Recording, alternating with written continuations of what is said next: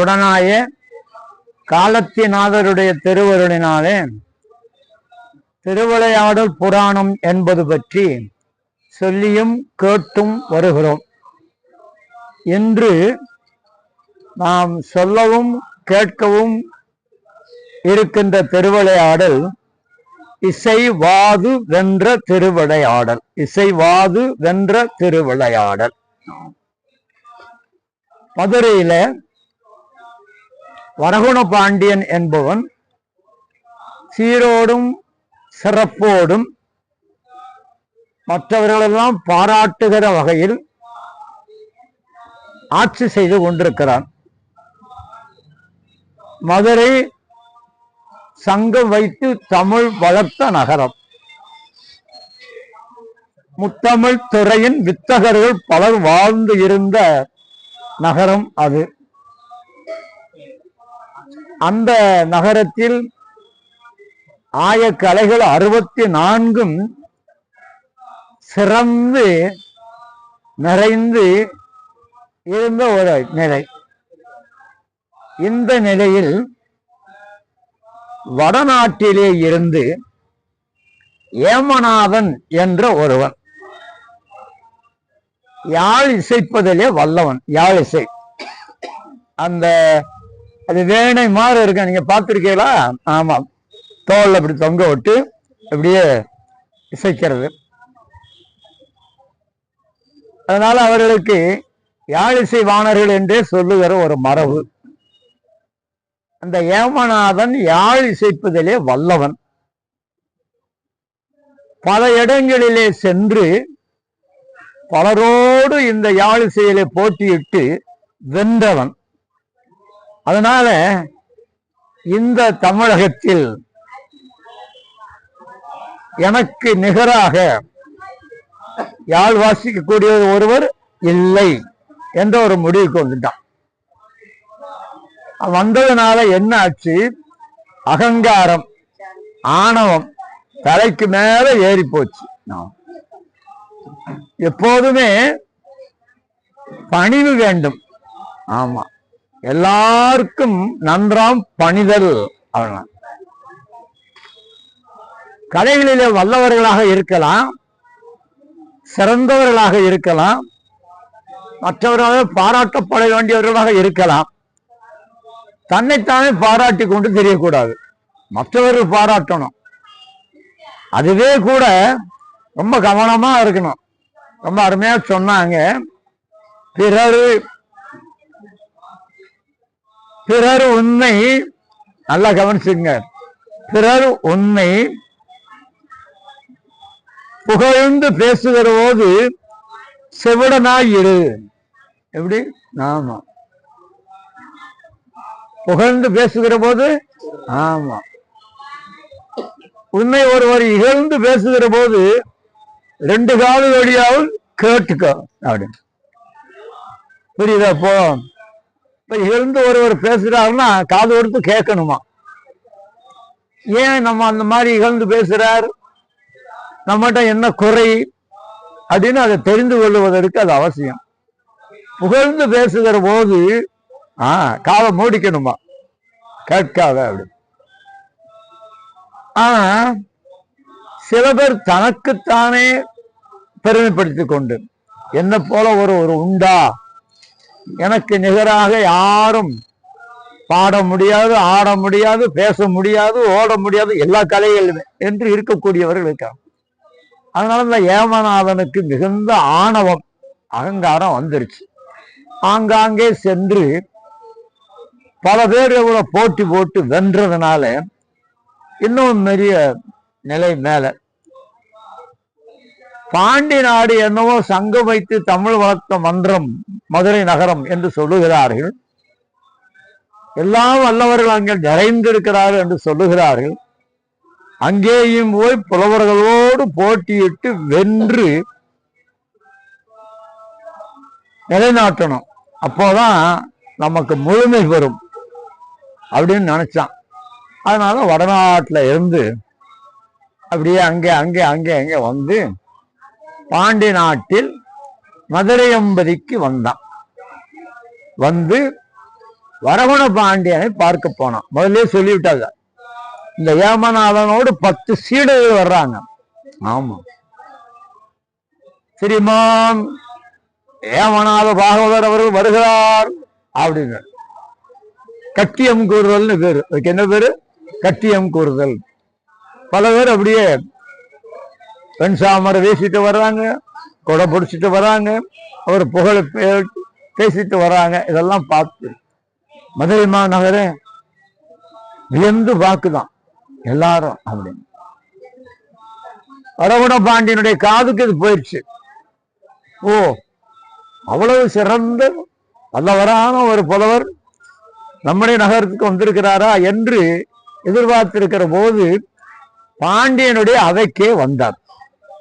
அப்போ இந்த வரகுணன் என்ன நினைக்கிறான்னா, ஆஹா, இவ்வளவு பெரிய யாழ்ப்பாணர், உலகம் பூரம் பேரும் புகழும் பெற்றவர் நம்முடைய அரண்மனைக்கு வந்திருக்கிறார், நம்ம நாடி வந்திருக்கிறார் அப்படின்னு சொல்லி மகிழ்ந்து மிகப்பெரிய வரவேற்பு ஆமா செய்து ஆடை அணிகலன்கள் என்று எல்லாம் கொடுத்து, நீங்கள் எங்களுடைய மதுரை நகரில் கொஞ்ச நாள் தங்கி இருக்க வேண்டும் என்று சொல்லி சீடர்களோடு அவர் தங்குவதற்கு மதுரையில ஒரு பெரிய மாளிகையே கொடுத்துட்டாராம். பெரிய ஆமா, ஏற்கனவே ஆடிட்டு இருக்கேன். இப்போ பாண்டியன் இவ்வளவு செய்த பிறகு இன்னும் ஆடுறான். இப்படி இருக்கிற ஒரு நாள் அவன் பாண்டியனுடைய அவையில மீண்டும் வந்து தன்னுடைய யாழிசையை மீட்டி சிறப்பு செய்து பாண்டியனை மகிழ்வித்துக் கொண்டிருந்தவன் வரகுண பாண்டியா கூப்பிட்டாரு. இந்த பாண்டிய நாட்டில் என்னோடு போட்டி போட்டு பாடக்கூடிய யாழில் வல்ல புலவன் எவனாவது உண்டா? பாண்டியனுக்கு கொஞ்சம் மன சங்கடம். அப்படி இருந்து ஒருவன் வந்து பாடினால், என்னோடு போட்டி போட்டால், அவன் வென்றால் அவனுக்கு நான் அடிமை என்று எழுதி தருகிறேன். நான் வெற்றி பெற்றால் இந்த பாண்டி நாடே அடிமை என்று எனக்கு நீ சாசனம் எழுதி தர வேண்டும். எப்படி ஆசை எவ்வளவு! இவர் மட்டும் இவரு ஆமா, அவர் பாண்டி நாடு யார் போட்டி போட்டு பாடுறானோ அவனை எனக்கு அடிமைன்னு சொல்லிட்டா பரவாயில்லை, பாண்டி நாடே எனக்கு அடிமை. ஓஹோ, எல்லாம் சரிதான். எப்போ மேல மேல மேல கதைகளில் உயர்ந்து ஆற்றலில் ஆய கதைகளில் மேம்பட்டு ஒரு வரணும், மேல மேல உயர உயர வர பணிவு பணிவு பணிவு பணிவு, அது இன்னொரு மகுடம் சூடின மாதிரி இருக்கும். ஆனா வந்தாச்சுன்னா அத்தனை அழிஞ்சு போயிடும். அதனால அப்போ மனசுக்கு அவனுக்கு ஒரு வருத்தம், பாண்டி நாட்டுக்கே சவால் விட்டார் இருந்தால் அப்படின்னு சொல்லி. சரி பார்ப்போம், நாளை காலை அவைக்கு வாருங்கள். எப்படிங்க? நாளை காலையில இந்த அவைக்கு வாருங்கள், எங்க நாட்டு புலவன் ஒருவனை உங்களோடு பாட வைக்கிறேன், யார் வெற்றி பெறாருன்னு பார்க்கலாம் என்று வரகுணன் சொல்லிட்டான். சொல்லிட்டு அவன் போன பிறகு அங்கே நாளும் நாளும் யாழிசைத்த பாடி சொக்கநாதனையும் மீனாட்சியும் பாடுவதையே மரபாக வழக்கமாக கொண்டிருக்கிறவன் பானபத்திரன். அவன் பேர் என்ன? பானபத்திரன். யாழிசைய வல்லவன். அதே நேரத்தில் தினமும் அங்கே இருக்கண்ணையும் சொக்கனையும் யாழிசையிலே மீட்டி வாழ்த்து வழிபாடு செய்துட்டு வந்து அரண்மனையிலையும் பாடி அரண்மனை புலவனாக இருக்கிறான். உடனே இந்த வரகுண பாண்டியன் நம்முடைய அவக்கல புலவராக இருக்கிற யாழ்ப்பாணரா கூட்டிட்டு ஐயா பானபத்திரர் அப்படின்னு. பானபத்திரர் மன்னன்ட்ட வந்து வணங்கி நிற்கிறார். பானபத்திரரே கேள்விப்பட்டீரா அப்படின்னு. சொல்லுங்க அரசு. ஏமநாதன் என்று ஒரு நாட்டு யாழ்ப்பாணன் வந்திருக்கிறான். வருகிற இடங்களில செல்கிற இடங்களெல்லாம் போட்டியிட்டவர்கள் வெற்றி கொண்டு வெற்றி கொடி நாட்டி வந்திருக்கிறான். 10-15 சீடர்களோடு வந்திருக்கிறான். நம்முடைய அரண்மனைக்கு வந்து என்னோடு போட்டி போட்டு பாடக்கூடியவர் ஒருவர் இந்த பாண்டி நாட்டில் உண்டா என்று சவால் விட்டு வர போயிருக்கிறார். அதனால இந்த பாண்டி நாட்டுடைய மானத்தை காப்பாற்ற வேண்டிய கடமையும் பொறுப்பும் உங்களுக்கு உண்டு.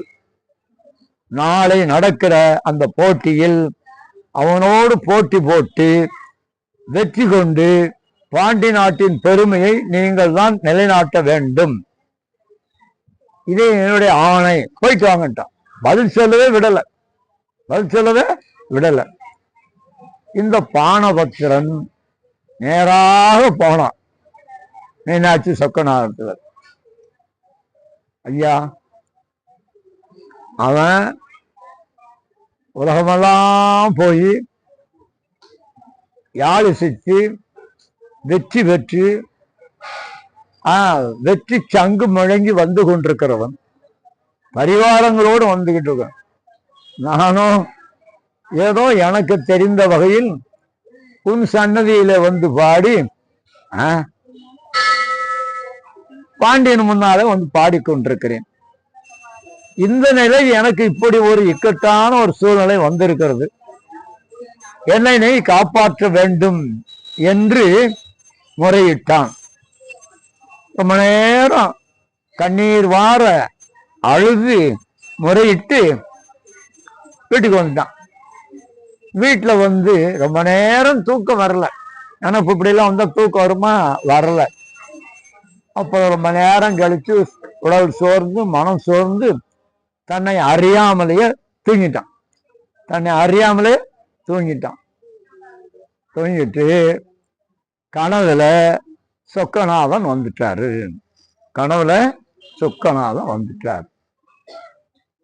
பானபத்திரனே, கவலையை விடு, வழக்கம் போல உன்னுடைய பணிகளை எல்லாம் செய். எந்த நிலையிலும் இதை நினைத்து நீ மனம் குமையாதே, வருந்தாதே, நான் பார்த்து கொள்ளுகிறேன் என்று சொல்லிட்டாங்க. நான் பார்த்து கொள்ளுகிறேன். இப்போ ஒரு பக்கத்துல சொக்கநாதன் நமக்கு அருள் செய்திருக்கிறான் என்பது ஒரு மகிழ்ச்சி. இன்னொரு பக்கத்துல என்ன செய்ய போகிறான் இதை என்ற ஒரு ஓயாத சிந்தனை. ஆமா, இப்போ என்ன பண்றாரு அப்படின்னு சொன்னா, சரி, இப்படி வந்து கொண்டு வந்தவன் மறுநாளைக்கு நான் பார்த்துக்கிறேன் அப்படின்னு சொல்லிட்டாரா. ஏமனாத பாவ சீடரோ தங்கியிருக்கானா. இந்த சொக்கநாதன் தன் அடியவனாகியை பானபத்திரனுக்காக விறகு ஆளாய் மாறுகிறார். விறகு விற்கிறவனாக விறகை வெட்டி விற்கின்ற விறகு ஆளாய் மாறினார். இந்த விறகு ஆளாக வேடம் தாங்கினத, சிவபெருமான் வேடம் தாங்கினத பரஞ்சோதி முனிவர் ஒரு 15 பாடல்ல சொல்றாரியா. விறகு ஆளா எப்படி வந்தார் அவரு சிவபெருமான், விறகு ஆளா எப்படி வந்தார், அவ்வளவும் சொல்றதுக்கு எனக்கு விறகு ஆளா எப்படி எல்லாம் வரை வந்தார் அப்படின்னு நினைச்சு. ஆமா, என்ன பண்றாரு, இந்த ஆணவத்தினாலே அகங்காரம் கொண்டு பேசிக் கொண்டிருக்கிற இந்த ஏமநாதனை இந்த நாட்டை விட்டே துரத்த வேண்டும் என்று மனது உள்ளம் வந்தது. ஆகவே என்ன, விறகு ஆளாய் மாறினார். எப்படி பாருங்க, அழுக்கு படிந்த உடை, விறகுக்காரு என்ன வெள்ள வெளியேன்னு விட்டுட்டு வருவாரு. போடுற வேஷம் பொருத்தமா இருக்கணும்ல. அழுக்கு படிந்த உடை, ஆமா, அது கந்தை உடை. ஆமா, அதுக்கு மேல தலையில பிறை சூடி இருக்கிற மாதிரி மழுங்கி வழிந்த கொடுவாள், ஒரு அருவா பிறை மாதிரி சூடிய மாதிரி, அது மழுங்கி போய் கிடக்கான். அவ்வளவு பலமா இல்லை. அந்த மாதிரி இவ்வளவு தோற்றத்துல வாங்க வாங்க வாங்க. வேதங்களாலும் காண முடியாத திருவடி உடையவன். வேதங்களாலும் காண முடியாத திருவடி தரையில் தோய பழஞ்சமணி சார். வேதங்களாலும் காண முடியாத திருவடி தலையில் தோட. பாருங்க, அது மாதிரி புறத்து நடக்கிறாரு. பழைய செருப்பு, உடம்புல இருக்கிற துணி கந்தல், அது நீ தைக்கிறதுக்கே இடம் இல்லையா. காலில் போட்டுக்கிற செருப்பு, அதுவும் தைக்கிறதுக்கே இடம் இல்லை. ஏதோ போட்டு சமாளிச்சுட்டு அப்படியே நடந்து வர பழைய செருப்பு. ஆமா, பட்டு பாருங்க. பழைய கிழிந்து போன ஒரு உரையில், பழைய கிழிந்து போன ஒரு உரையில் யாழ், அது கூட நல்ல உரை இல்லையா. அத தோல்ல சுமந்துட்டு குண்டலங்களாக என்ன பண்ற பாருங்க. காதல வெறும்னா கலாக்காய், என்ன காய்? கலாக்காய காதல போட்டு குண்டலமாக தொங்க விட்டு. ஆமாம், இந்த சடை முடியல சும்மாடு.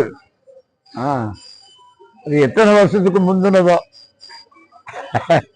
அப்படி ஒரு சும்மாடு தலையில தூக்கி எழுந்தருணினார். ரொம்ப காலமா விறகு வெட்டி வெட்டி வெட்டி விற்கிற ஆளு மாதிரி தலையில சும்மாடு தூக்கிட்டு போல தலையில பள்ளம். தலையில ஆமா முடியே இல்லை. எந்த தலையில முடியே இல்லை, தலையில பள்ளம் விழுந்து போச்சு. அப்படி அந்த இதுல ஒரு சும்மாடு ஒண்ணு தூக்கி வச்சு அத கொண்டு வராதான். ஆமாம் ஆமா, என்ன பண்றாங்க பாங்க. தலையில் சூடிய பிறையும் அதுல இருக்கிற கங்கையும், இடப்பாகத்தில் இருக்கிற உமையவளும். கங்கை இருக்கா, பிறை இருக்கு, இடப்பாகத்தில் அம்மா இருக்கா. விண்ணவரும் மன்னவரும் யாரும் இவர்தான் சொக்கநாதன் தான் இப்படி வருகிறார் என்று அடையாளம் காண முடியாத வகையில். உண்மையவளுக்கே அம்மாளா இவர்னு தெரியலையா. அப்ப பாருங்க, கங்கை பிறை காணாத வகையில் இந்த இழப்பாகத்தை இருக்கிற உமையவளும் காணாதவாறு தலையிலே விறகை சுமந்து அந்த திருவடி தோய மண்ணிலே நடந்து வருகிறார். தசை வற்றி எலும்பு வெளியே தெரியுதான், எலும்பு கூடா தெரியுதான். தசை வற்றி எலும்பு கூடா தெரியும் உடம்பு. பார்த்தவர்கள் ஐயோ பாவம், பார்த்து என்ன நினைக்கிறாங்களா, ஐயோ பாவம், இந்த தள்ளாத வயசில் எலும்பும் தோலுமா இருக்கிற ஒரு மனுஷன் இப்படி வயிற்றுப்பாட்டுக்காக விறகை சுமந்து அலைகிறானே அப்படின்னு சொல்லி பார்க்கிறவங்க எல்லாம் மனம் வருந்தினாங்களாம். பார்க்கிறவங்க எல்லாம் மனம் அப்படி வந்து அந்த விறகு சுமைய ஒரு இடத்துல எங்க இந்த ஏமனால பாவத்துக்கு இல்லையா, அவன் தங்கி இருக்கிற மாளிகையில வெளியில இருக்கிற தென்னையில ஓரமா அந்த விறகை இறக்கி வச்சுட்டு திண்ணையில உட்கார்ந்தார். இப்பதான் வினைய ஆரம்பிக்குது. திண்ணையில உட்கார்ந்தவர் சும்மா இருக்க வேண்டாமா? ஆமா, ஆஹா, அப்படியே அற்புதமாக அதுல பார்ப்பான். இத இன்னமும் அம்மா உட்கார்ந்து மாலை நேரத்துல அதை சுமந்து வந்தாருன்னு சொல்றாருல, அந்த மாலை காலம் எப்படி இருந்ததுன்னு ஒரு வர்ணனை சொல்றாருயா. மாலை காலம் எப்படி இருந்தது அப்படின்னாரு. ஆண் பறவைகள் தன் அருகில் வரும் குஞ்சுகளையும் பெட்டை பறவைகளையும் தம் சிறகுனாலே அணைத்து கொண்டு அவர்களுக்கு ஊட்டுகின்றார். மாலை ஊட்டுதான், அதெல்லாம் தெரியும் கூட்டுல வந்து. அதுக்கு மேல முக்கியமான செய்தி, தேனை உண்ட பெண் தேனீக்கள் வாயில் உள்ள தேனை, இப்ப நல்லா கவனிங்க, தேனை உண்ட பெண் தேனீக்கள் வாயில் உள்ள தேனை ஆண் தேனீக்கள் நக்கி நக்கி குடிக்கின்றன. இதுல ஒரு உண்மையை தெரிஞ்சுக்கணும். ஆண் தேனீக்கள் சோம்பேறி தேனியா, எந்த வேலையும் செய்யறதில்ல. எல்லா இடங்களிலும் பறந்து பறந்து பறந்து சென்று மலர்களை அமர்ந்து அமர்ந்து அமர்ந்து தேனை கொண்டு வந்து சேகரிக்கிறது எதுவா? பெண் தேனீக்கள் தான் சேகரிக்கும். ஆண் தேனீக்கள் சோம்பேறி தேனீக்கள். ஆமா, அப்போ ஆண் தேனி கொண்டு வந்து பெண் தேனி கொண்டு வந்து கொடுக்கறத இந்த ஆண் தேனிகள் அந்த வாயில் இருக்கிற தேன் இருக்குல்ல, அதை நக்கி குடிக்குதான். நம்ம ஐயா சோக்குழந்த ஐயா கள்ளிப்பட்டில் அங்க இருந்தாருல்ல, அந்த பகுதியில் கல்லூரி பகுதியில் குடியிருந்தாரு. முதல்ல ஆரம்ப காலத்துல இங்க எல்லாம் இருந்துட்டு அப்புறம் அங்க போய் ரொம்ப காலம் அங்கதான் இருந்தாரு. வீட்டுக்கு பின்னால பெரிய தோட்டம், மரம் செடி கொடி எல்லாம்.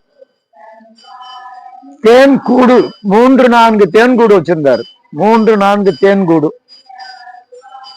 தேனியை வளர்த்து அந்த தேன் எடுக்கிறதுல கைதேர்ந்த மனிதர். ரொம்ப அற்புதமா அந்த கூட்டுல இருந்து அந்த தேனை எடுத்து அதுக்கு ஒரு கருவி வச்சிருந்தாரு. அந்த தேனை பிழிஞ்சு எடுத்து, ஆமா, சுத்தமான தேன், கலப்படம் இல்லாத தேன் வேண்டியவர்களுக்கு அடியனுக்கு வரும். பெரியவர்களுக்கு அவர்களுக்கு வேண்டியவர்களுக்கு எல்லாம் கொடுப்பாரு. ஆனா அந்த தேன் பூரா எது கொண்டு வந்து சேர்க்குது? பெண் தேனீக்கள், ஆண் தேனீக்கள் அல்ல அப்படின்னு. மாலை நேரம் அப்படின்னா அது பாருங்க.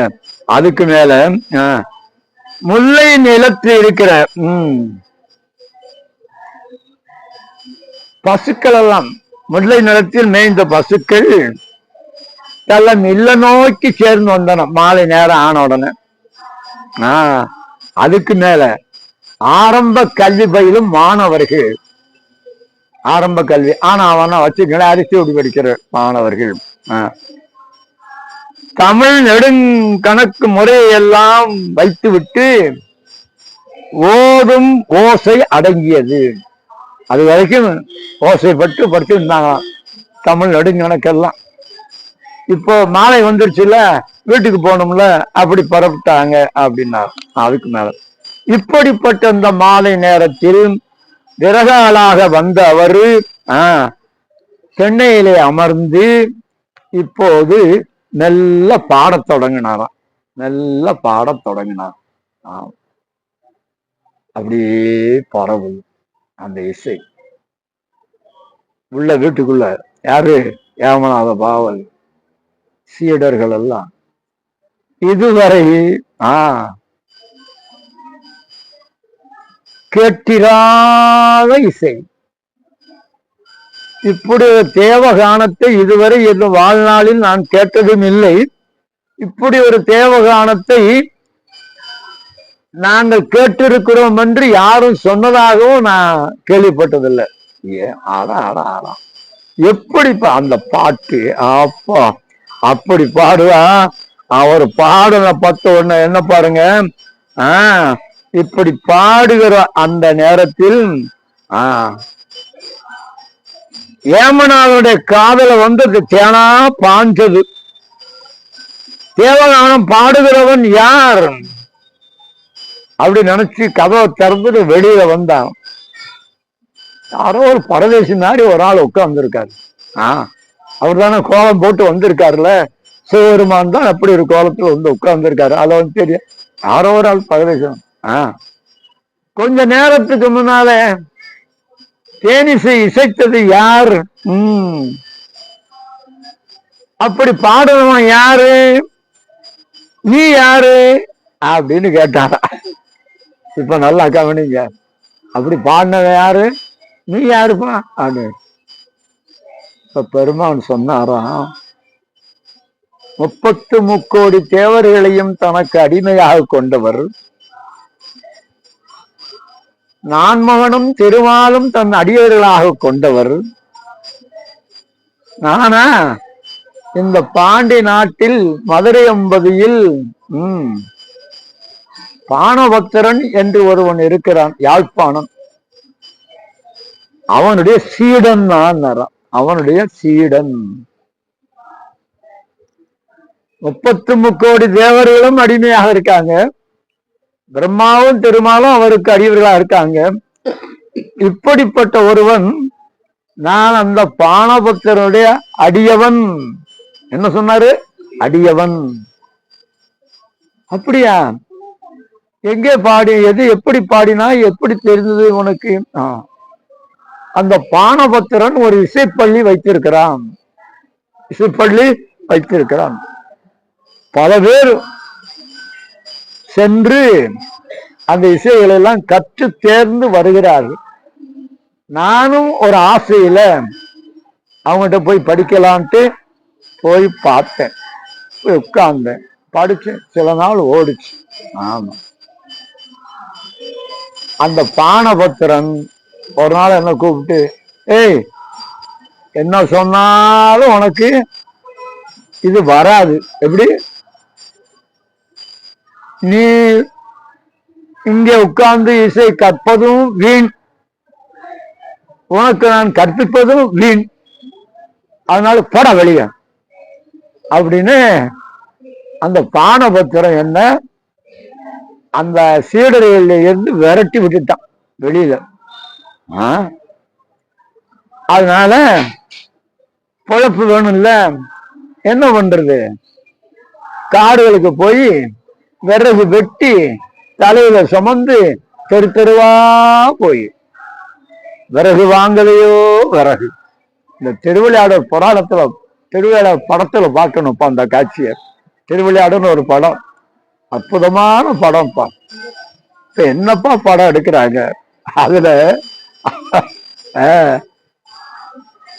அதுதான் கூலி கொடுத்து வேலை கொள்வாருன்னு அங்க வந்தாருல, யாரு கூப்பிட்டாலும் அவங்க கொடுக்க முடியாத கூலியை கேட்டு கேட்டு வந்திட்ட வந்தாரு. இப்ப யாரு விரைவு கேட்டாலும் சரி, வாங்கிக்கோங்க, எவ்வளோப்பா? 100 வராது. எப்பா யாருக்கெல்லாம் சொல்ற? 100 வராதா? கண்ணிலேயே கண்டது இல்லையப்பா, காதலையே கேட்டது இல்லை. யாரு கேட்டா 50, 100, 50, 100. யாரும் விலை கொடுத்து வாங்க முடியாத விலையை சொல்லி அங்க வந்தவன் இல்லையா? அதனால அப்பதான் யாருக்கும் நீ உனக்கு கற்று தருவது எனக்கு மீன் வேலை, உனக்கு மீன் வேலை என்று என்னை வருத்திட்டான். வேற பொழப்புக்கு வழி இல்லை. ஆகவே காடுகளிலே சென்று விறகை வெட்டி அதை தலையில சுமந்து தெரு தெருவாக சென்று கூவி கூவி கூவி விற்று என் பொழப்பை நடத்திட்டு இருக்கேன், வயிற்றுப்பாட்டை நடத்திட்டு இருக்கேன். எப்பவாவது பொழுது போகலைன்னா அவன் சொன்ன அந்த பாடல், அந்த பானபத்திரன் சொன்ன அந்த பாடல் காதுல கேட்டது இருக்குல்ல, அதை அப்பப்ப எடுத்து விடுவேன். எப்படி? அப்பப்ப எடுத்து விடுவேன். என்னது எடுத்து விடுவியா? சிதைச்சு போய் நின்னா உனக்கு பாட வராது, சொல்லி தருவது எனக்கு வீண் வேலை, அதை கற்க நினைப்பது உனக்கு வீண் வேலை, போட வெளியேன்னு விரட்டுனவே பாடுறா. இப்படி அம்மாடியோ அதப்பா எப்படி அத ரொம்ப அற்புதமா சொல்றாருப்பா. இப்படிப்பட்ட ஒரு அந்த காரணத்தை சொல்ற, எப்படி பாடினான், அந்த பாடலுடைய நிலை என்ன என்பதை ரொம்ப அற்புதமாக அவர் சொல்றாரு. இங்க பாருங்கப்பா, 7 சுரங்களில் அமைந்த பண் அமைத்து பாடுகிறான் அந்த பானபக்தரன். அப்படி பாடுகிற போது பறவைகள் எல்லாம் பறக்க மறந்தன. வானத்துல பறக்கிற பறவைகள் எல்லாம் பறக்க மறந்தன. அப்பா,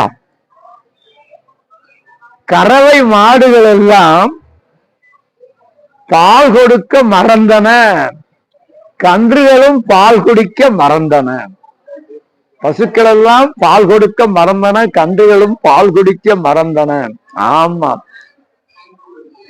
கடல் அலை ஓசை வரவே, கடல் அலைக்கு ஓசையே வரலையாம். என்னாச்சு? ஆமா, அதுவே அடங்கி போச்சு. ஆமா, அதுக்கு மேல மரங்கள் எல்லாம் அசையாமல் நின்று விட்டன. நீர் வீழ்ச்சிகள் எல்லாம் அப்படியே கீழே விழாம தொங்குகின்றன. அப்படியே இருக்கா, ஏதோ பாலங்கட்ட மாதிரி நீர் கீழே வரல, தொங்கு விடன.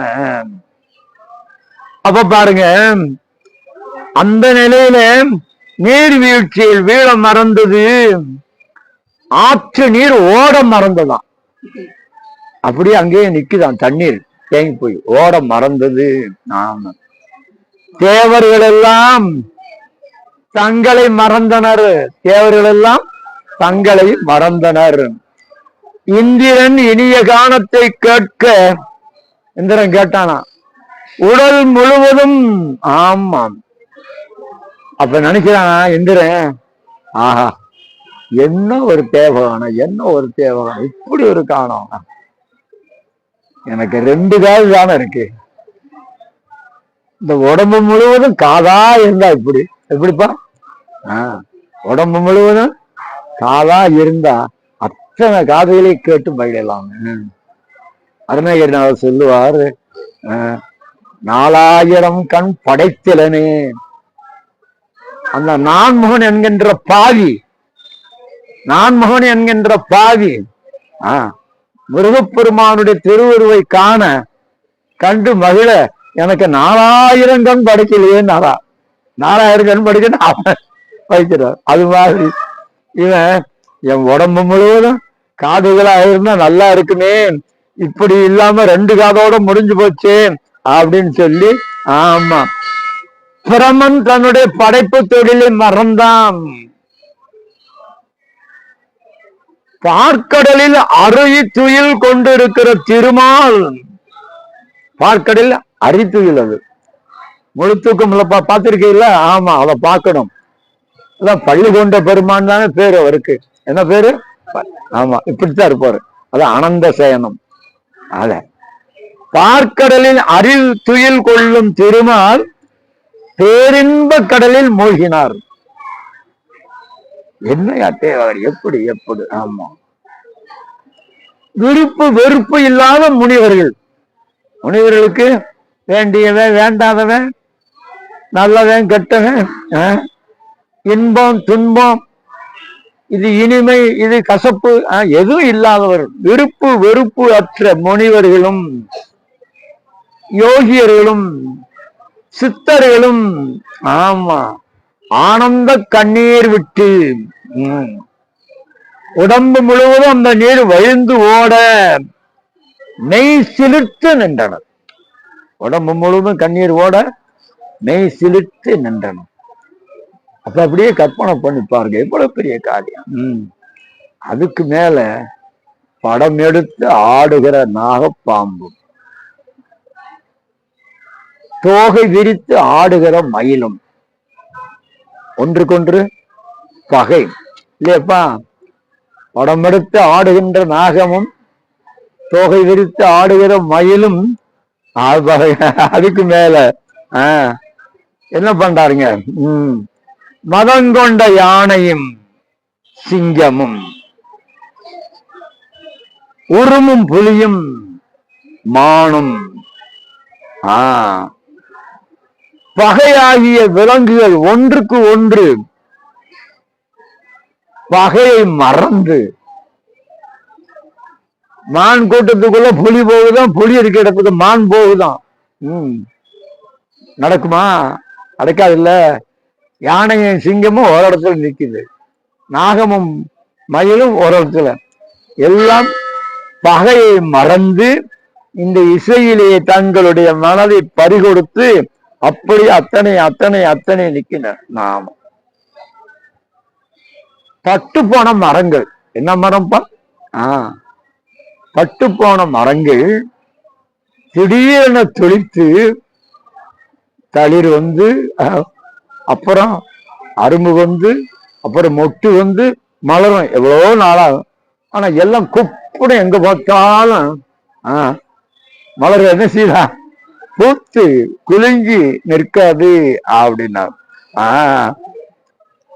அசையும் பொருள்கள் எல்லாம், அசையும் பொருள்களையும் அசையாத பொருள்களையும், இந்த மண்ணுலகத்தையும் விண்ணுலகத்தையும், அசையும் பொருள்களையும் அசையாத பொருள்களையும் மண்ணுலகத்தையும் விண்ணுலகத்தையும் 8 திசைகளையும்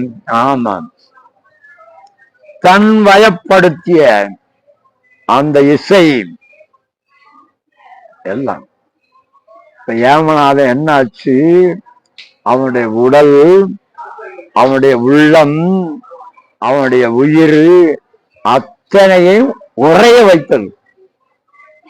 உடல், உள்ளம், உயிர் அத்தனையும் ஏமநாதனுடைய உடலையும் உள்ளத்தையும் உயிரையும் உருக வைத்தது அப்படின்னு சொன்னா அந்த இசையினுடைய சிறப்பு எத்தகையது என்று நம்ம பார்க்கணும். ஆமா, இந்த இசை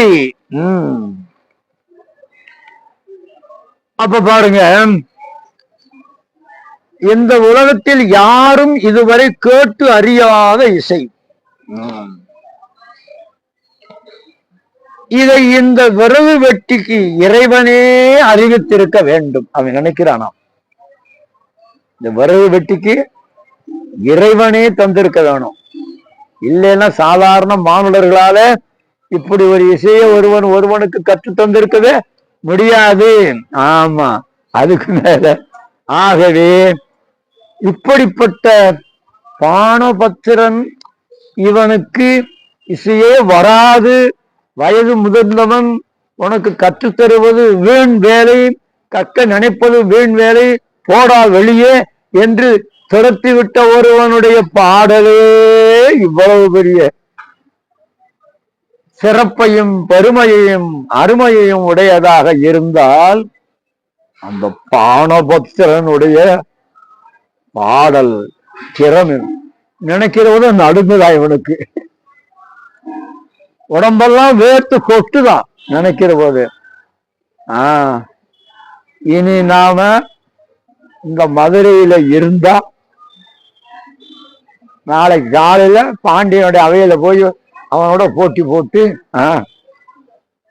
அவமானப்பட்டு இதுவரை வெற்றி பெற்று பெற்று வந்திருக்க அத்தனையும் அவன் எனக்கு சமர்ப்பித்து நான் இந்த பானபத்திரனுக்கு அடிமை என்று அடிமை சாசனமும் எழுதி வைக்க வேண்டிய அவலமான ஒரு நிலை வரும். ஆகவே இரவோட இரவாக மூட்டை கட்டி ஊற விட்டு கிளம்பிட வேண்டிதான். இரவோடு இரவாக மூட்டை கட்டிட்டு கிளம்பிட வேண்டிதான் என்ற ஒரு முடிவுக்கு வந்து அவன் என்ன பண்ணா, சீடர்கள்லாம் கூப்பிட்டான். எல்லார் கையிலும் கருவிகள் இருக்கு, யாழ் கருவி இருக்கு, மேளம் இருக்கு, மெருவங்க இருக்கு, என்னென்னவோ இருக்கு, இத்தனை இருக்கு. கிளம்புங்கடா குருவே, அடே கிளம்புங்கடா குருவே, குரு முதல்ல ஓடுறாரு. நீங்க எல்லாம் வந்தாலும் சரி வராவிட்டாலும் சரி ஏமநாதன். அப்படி ஓடுன ஏமநாதன் இந்த விறகு வெட்டியா வந்து பாடிட்டு இருந்தா திரும்பி பார்த்தா காணோம். ஆள காணோம், மறைஞ்சே போயிட்டார். வந்தவன் பெருமான் அல்லவா, சொக்கநாதன் அல்லவா, வந்த வேலை முடிஞ்சு இல்ல, அவரு மறைந்து போனார். அப்போ ஏமநாதன் நினைச்சான், அதுக்குள்ள எங்க போயிருக்க முடியுமே, ஒரு மனிதனால அது செய்ய முடியாது. ஆக இவன் சொக்கநாதனே சோமந்தர பெருமாளே வந்து இந்த பானபத்திரன் வடிவத்திலே வந்து இந்த பாடலை பாடியிருக்கிறார் என்ற உண்மையை நான் புரிந்து கொண்டேன். கண்காணாத தேசத்துக்கு போயிடணும் போயிடணும் போயிடணும் அவன் புறப்பட்டு போயிட்டான். இப்போ பானபத்திரன் பகலெல்லாம் களைப்பட்டு இரவு படுக்கையில படுக்க முடியாம தூக்கம் வராம உழன்று கிடந்து அப்புறம் சோர்ந்து போய் தூங்குகிற போது கனவுல வந்து சொன்னார் இல்லையா? ஆமா, இப்போ வந்து சொல்றாரு, அப்பா பானபத்திரன் கவலைப்படாத, உன்னுடைய வடிவத்தில் போய், எப்படி நீயாகவே நான் போய் பானபத்திரனை நாட்டை விட்டே துரத்தி விட்டேன், கவலையை விடு, வழக்கம் போல உன்னை கடமையை செய் அப்படின்னு சொல்லிட்டு அவர் மறைஞ்சு போனார். கண் வலிச்சு திடுக்கிட்டு எழுந்தான். எப்ப விடியும் விடியும் விடியும்னு காத்துட்டு இருந்தான். நேரடியாக சொக்கநாதன் போய் திருவடியில விழுந்து கண்ணீர் விட்டு கதறி அழுகிறான். பெருமானே, இந்த சிறியவனுக்காக, எளியவனுக்காக, சாதாரண ஒருவனுக்காக நீ யார்? அடிய முடியும் காண முடியாத நிலையில உயர்ந்து நிற்கிறவன், தேவர்களாலும் மூவர்களாலும் யாரும் அணுக முடியாத நிலை. அப்படிப்பட்ட நீ கேவலம் இந்த பானபத்திரனுடைய வடிவத்திலே சென்று அவனை வென்று வெட்டாய. இப்படி ஒரு சூழ்நிலையை உனக்கு தர நான் எத்தகையான பாவத்தை செய்தவனோ, எவ்வளவு பெரிய நிலைமையை உன்னை ஆளாக்கிட்டேயா, நான் பெரிய பாவம் பண்ணிட்டேன், மன்னிக்க வேண்டும் மன்னிக்க வேண்டும் மன்னிக்க வேண்டும் என்று திருவடியில விழுந்து வணங்கி கதறி அழுதான். அப்போ கவலையே படாத, அந்த சிந்தனையை விடு, நீ உன்னுடைய கடமையை வழக்கம் போல செய் அப்படின்னு சொல்லிட்டு போயிட்டாரா? ஆமா. அப்போ இந்த பானபத்திரன் வீட்டுக்கு போனான். விடிஞ்சது. காலையில அரண்மனையில வந்து பானபத்திரன் பான ஏமனாலும்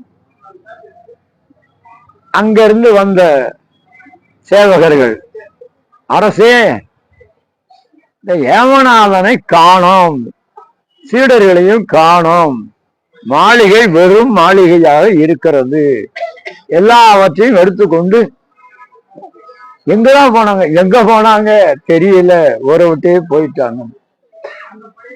எப்படி நடந்தது, ஏன் போனா வேணும்ல அப்படின்னு. அப்போதுதான் பானபத்திரன் எங்கே, பானபத்திரன் கோயில்ல பெருமானுடைய திருவடியில விழுந்து அழுது புலந்து மெய்சிலித்து போய் நிக்கிறான். பாண்டியன் அங்கே வந்தான். பானபத்திரனை பார்த்தான், திருவடியில வீழ்ந்து கிடக்கிறான். பெருமான நோய் கைகூப்பி வணங்கினான். அப்ப சுக்கநாதன், வரவண பாண்டியனே,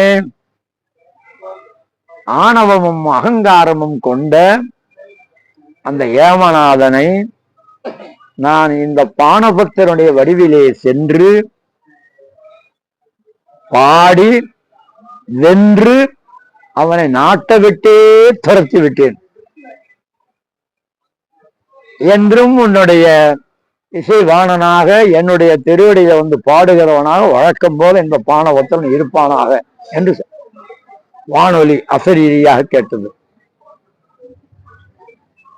பாண்டியனுக்கு மிகுந்த மகிழ்ச்சி, உணர்ச்சி வெள்ளம் பொங்கி ததும்பும். அடா அடா அடா அடா இவ்வளவு காலமா இந்த பானபத்திரனுடைய அருமை பெருமையெல்லாம் நாம உணராம இருந்துட்டோமே. ஏதோ நம்மகிட்ட வேலை செய்யறவன், ஏன்னா வந்து பாடி பாடி வாங்கி சாப்பிடுறவன் அப்படிங்கிற அளவுதான். இவ்வளவு பெரிய இவனுக்காக பெருமான் இவ்வளவு பாடியிருக்கான்னு ரொம்ப பெரிய பண்ணி உடனே பானபத்திரன் அழைத்து கொண்டு போய் நான் தேரிலே அமர்த்தி, அதன் பிறகு பின்னே இவன் அமர்ந்து வெண்சாமரம் வீசி மதுரை நகர் திருவீதிகளிலே திருவீதி உலா வந்து அந்த பாணனுக்கு ஏற்றமும் தோற்றமும் சிறப்பும் செய்தான் என்பதோடு நாம இன்றைக்கு நிறைவு பண்ணி அடுத்த வாரம். சரியாப்பா?